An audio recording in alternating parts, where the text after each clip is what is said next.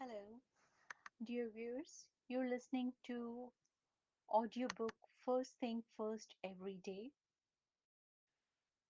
written by Stephen R. Covey. It's from best-selling author of The 7 Habits of Highly Effective People, and it's narrated by Sammy.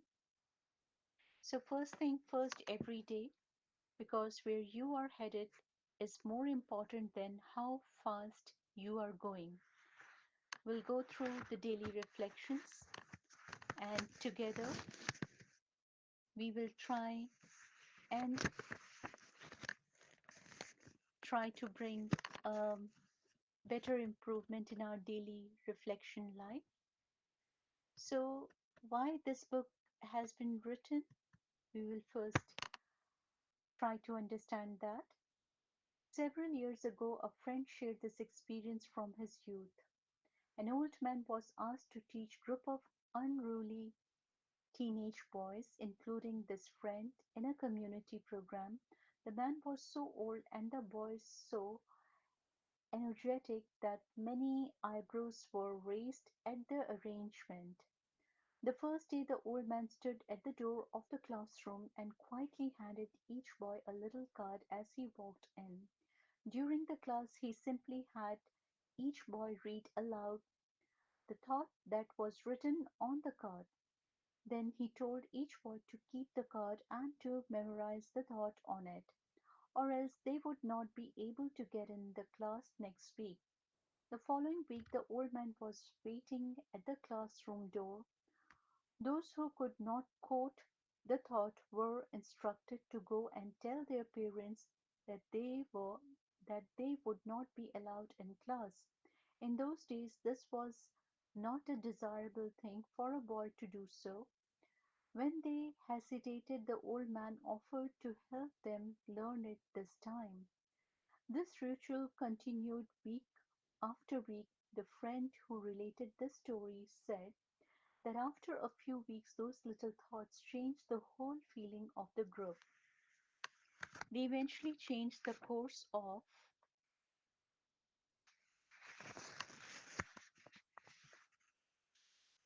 his life. They gave him inspiration and hope years later in Foxhole, f- far from home, and on many other challenging occasions throughout his life. That was over 40 years ago, and he still collects. Quote, since life is a busy and full of change, keeping first thing first is a constant challenge, and maintaining focus and regaining vision is a constant need. Our hearts and minds, like all living things, need nourishment. Yesterday's meal will not satisfy today's hunger. It is regular input that provides energy and health. So it is our hope that these little thought bites will provide some daily nourishment and will be helpful to you in 3 ways. These little things will bring back the big things. The beach has a wonderful smell after you have been away from it for a while. A little whiff of the occasion air can bring back a flood of memories, feelings, and experience in the same way.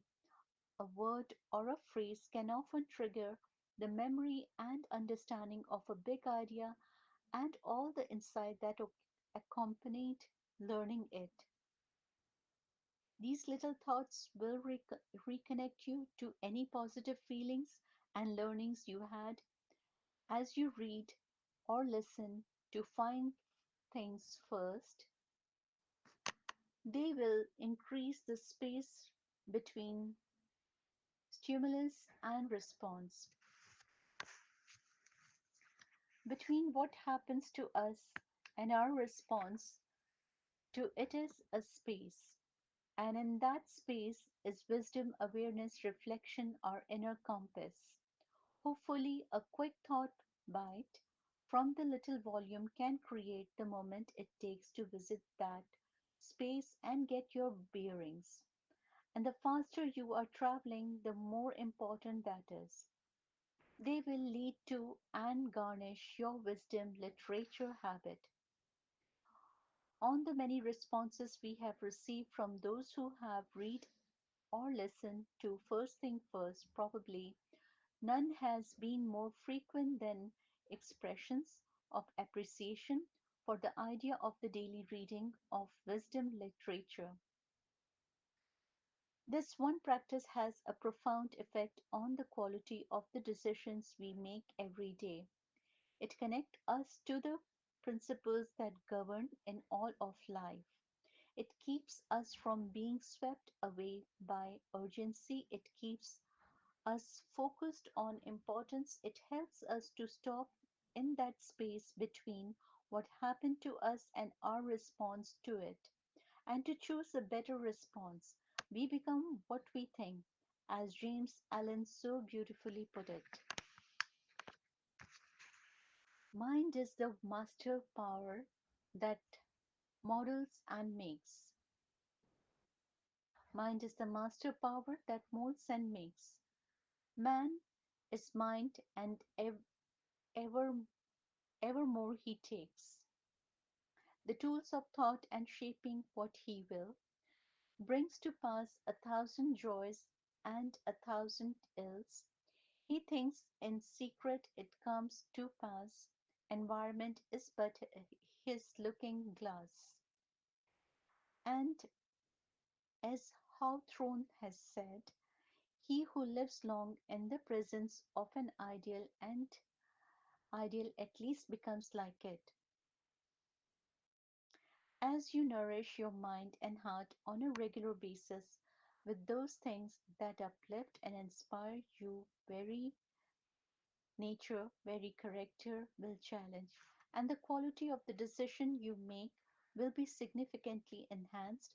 Hopefully, this book will provide a little of that nourishment and will encourage you to make the reading of wisdom literature an important habit of your daily life. Now, this little book will take very little room in the office, in your purse or briefcase at home, or in your room or two, but hopefully that moment will enable you to connect with principles that have been a part of the wisdom of every truly successful individual and civilization throughout time. As you travel through life, it's our desire that these little thoughts will become trail markers to help you along the way.